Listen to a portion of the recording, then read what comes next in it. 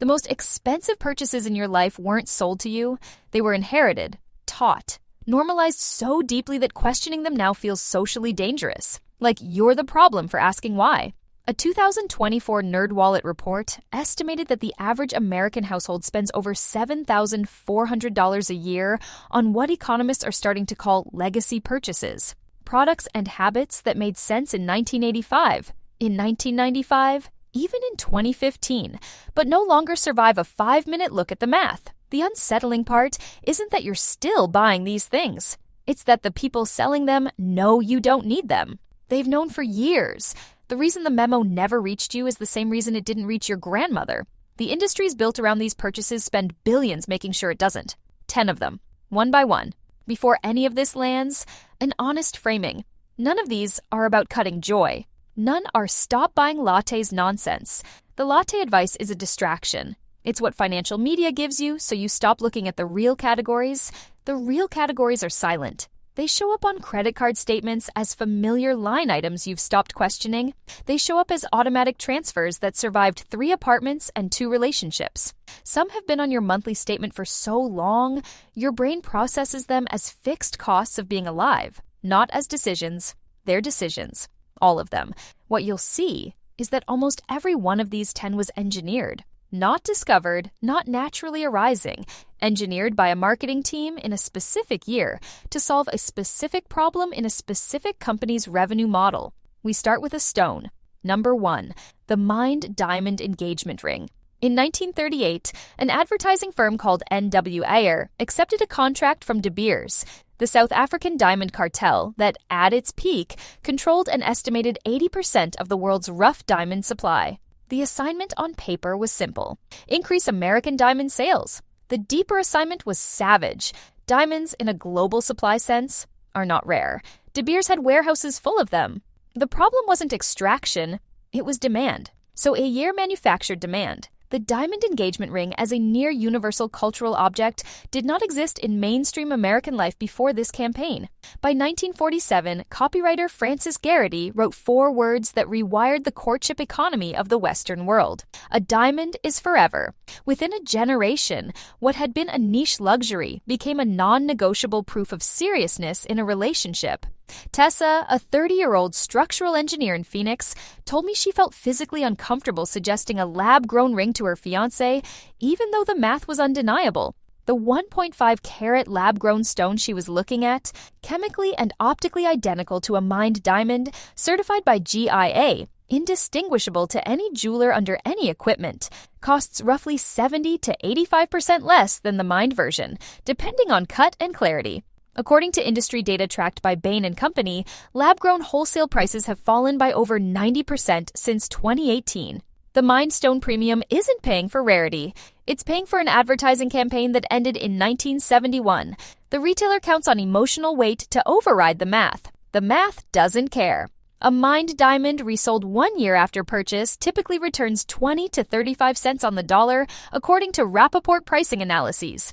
It is, in financial terms, one of the worst performing assets a normal person buys at scale. Calling it an heirloom is the marketing. Calling it a depreciating consumer good is the math. Number 2, whole life insurance, sold to people who don't need it. This one will sting more because more people are caught in it. Whole life insurance, sometimes branded as permanent life insurance, cash value insurance, or universal life, combines a death benefit with a savings component.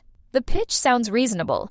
You're protecting your family, building cash value, and locked into discipline.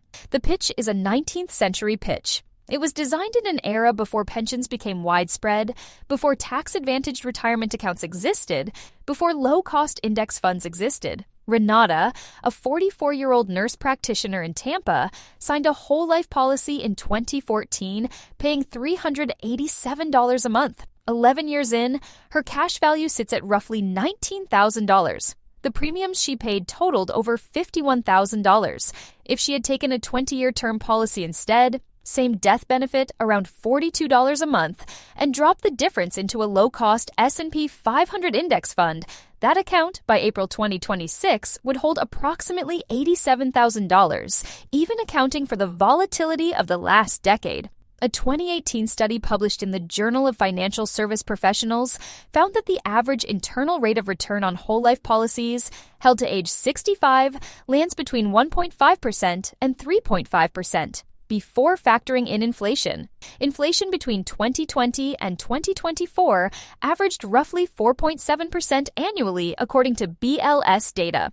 The math is not subtle. The product for the average middle-class buyer is a slow leak. The agent's commission on a whole life policy is often 50 to 100% of the first year's premium. That single fact explains why this product is sold harder than almost any other in personal finance. Term Plus Invest the Difference is the boring sentence the industry doesn't want repeated. Number 3.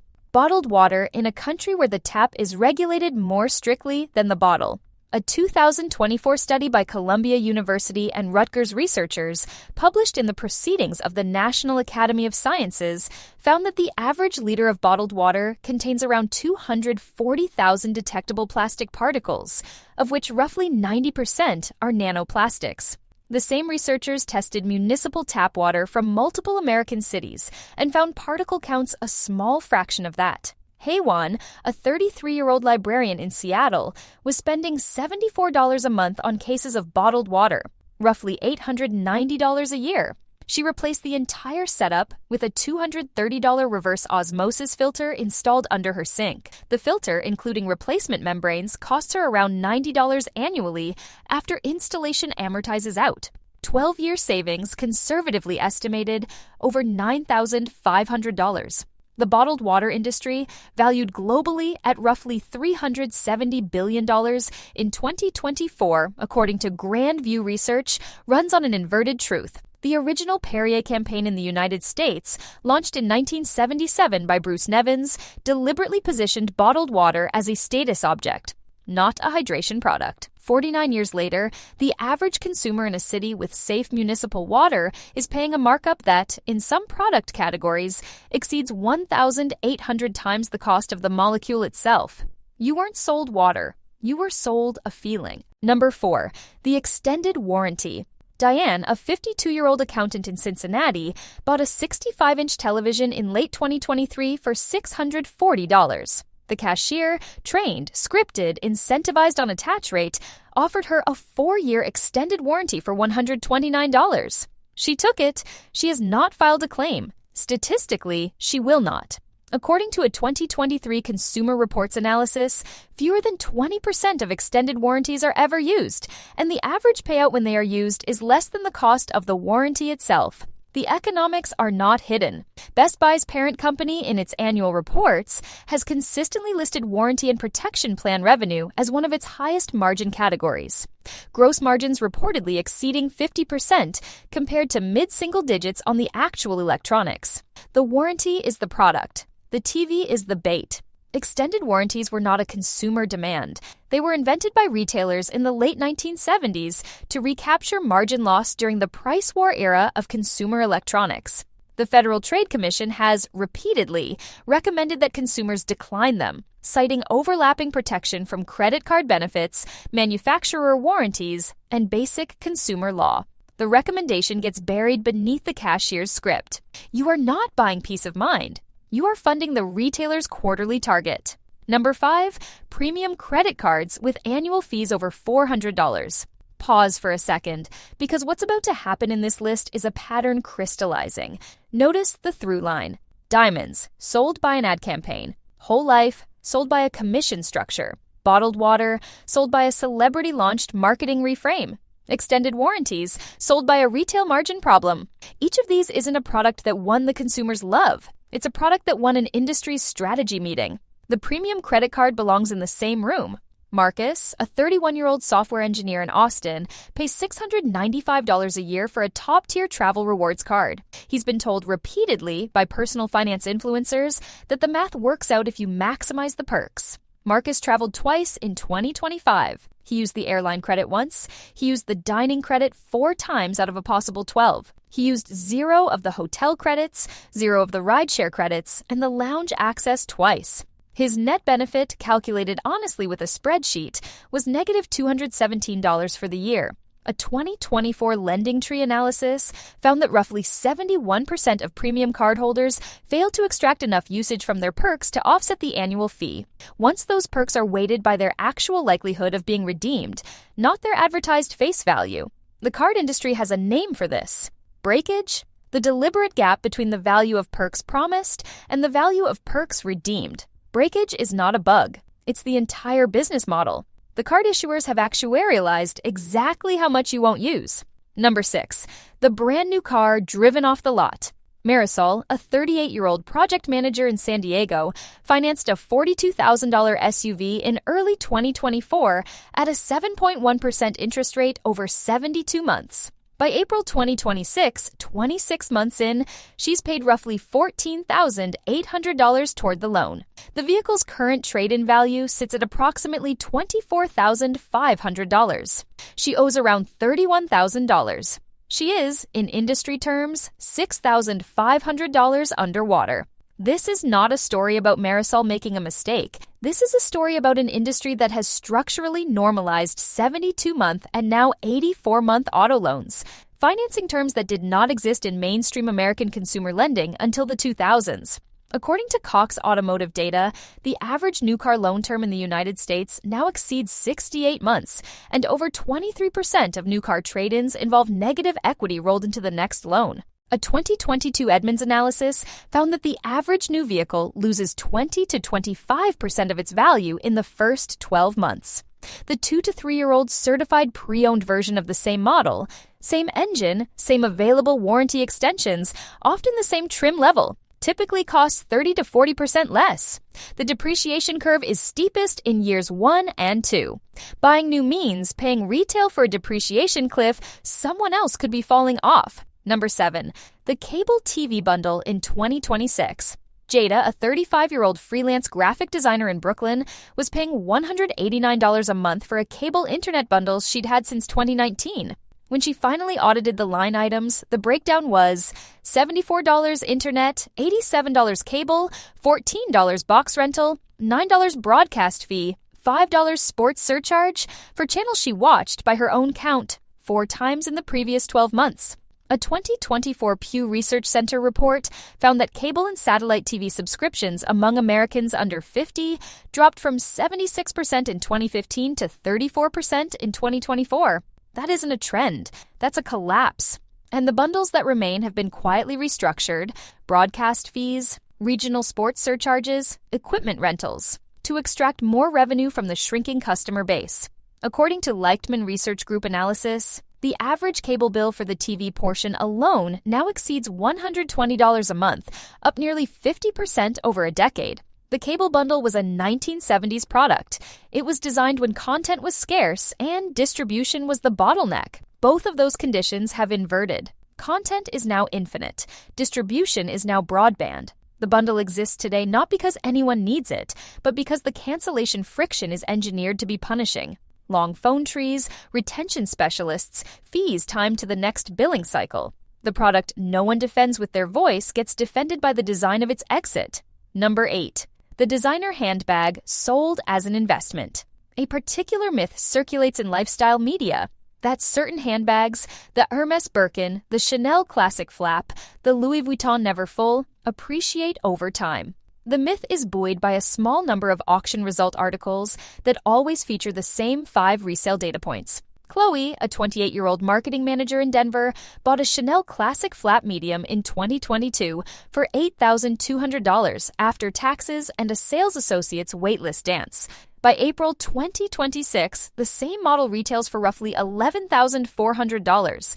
A real example of the brand-driven price hikes Chanel has executed, on average, twice a year since 2020. On paper, her bag has appreciated. On the secondary market, on Fashion File, and The RealReal, the resale price for her exact bag in excellent condition is currently around $5,800.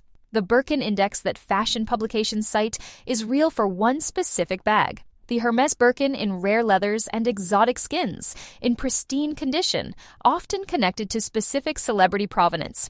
It is not real for the bag the average shopper is buying. According to a 2023 Rebag report, the average resale recovery rate across designer handbags sold in the U.S. lands roughly between 65 and 80% of original retail. That isn't appreciation. That's a less bad depreciation than a couch. Number 9. The gym membership, used twice a month. Bridget, a 41-year-old real estate agent in Charlotte, has paid $59 a month to a national gym chain for the last 8 years. She has, in her own honest estimate, attended an average of 3 times a month in the last 4. Total spend over those 4 years, $2,832. Effective cost per visit, roughly $20. The gym industry is engineered around this exact dynamic. Studies of major U.S. gym chains have consistently estimated that average attendance rates sit somewhere between 18 and 30% of paying members, meaning gyms sell themselves out by a factor of roughly 4 to 1 on the assumption that most members will not show up. They build it into the business model. They model January with a smile. This isn't an argument against fitness. It's an argument against subscription guilt. A 2024 Statista analysis found that the average American gym member uses their membership around 7 times per month. The bottom 40% of members use it less than twice. For that bottom 40%, every visit costs somewhere between $25 and $40 of pure overhead. Far more expensive than a class drop-in or an honest pay-per-use model. The membership is not a fitness product. It's a hope product. The gym sells the version of you who will go. Number 10. The inkjet printer and its ink. Lila, a 26-year-old paralegal in Pittsburgh, bought a $79 home inkjet printer in 2024. By April 2026, she's purchased 4 sets of replacement ink cartridges at $58 each, totaling $232. She has spent nearly 3 times the cost of the printer on the ink for the printer. There is a reason this happens, and it has a name. In 1984, Hewlett-Packard introduced the LaserJet, and shortly after, the modern consumer inkjet, selling printers at low margin, sometimes at a loss, and recovering profit on consumables. 42 years later, the model is unchanged. According to a Consumer Reports analysis, printer ink, by volume, is one of the most expensive liquids the average household regularly purchases. By some calculations, more expensive per ounce than vintage champagne or fine perfume. The cartridge contains roughly 30 cents to $1 of ink. It sells for $40 to $80. It is engineered with chips that prevent third-party refills, expiration dates that force replacement, and low ink warnings that trigger at 30 to 40% remaining capacity. In 2022, HP settled a class action for $1.5 million over allegations that its firmware updates intentionally disabled third-party cartridges. The pattern doesn't even hide anymore. The home printer as a category has been replaced for most users by a 20-cent per page run to a local print shop or a free PDF email. The math, again, is not subtle. The habit is. Pull back and look at what just happened over the last 20 minutes. The shift is this. 10 products you may have spent a decade not questioning weren't normal purchases. They were the result of marketing campaigns, commission structures, retail margin problems, financing engineering, breakage modeling, and a 1984 business model that hasn't been updated. None of them are mistakes you made. All of them are decisions someone else made about you. The next obstacle is harder than this list. Once you start seeing legacy purchases for what they are, you start seeing them everywhere. In your insurance, in your subscriptions, in the small fees attached to your phone bill, in the auto renewals you forgot you signed up for. The audit doesn't end after 10 items. It begins. You came here expecting a list of tips. What you got was a guided tour through the architecture of how middle-class money is quietly rerouted year after year into products built for someone else's spreadsheet. That's a different conversation. It exceeded the click. Carry this with you. Almost every recurring expense in your life has a year of origin. Find the year. Ask whether the conditions that made the product useful then still exist now. Most of the time, they don't. If the line items on your statement suddenly look different than they did 20 minutes ago, follow Aria Invests. The audit doesn't stop here. It barely started.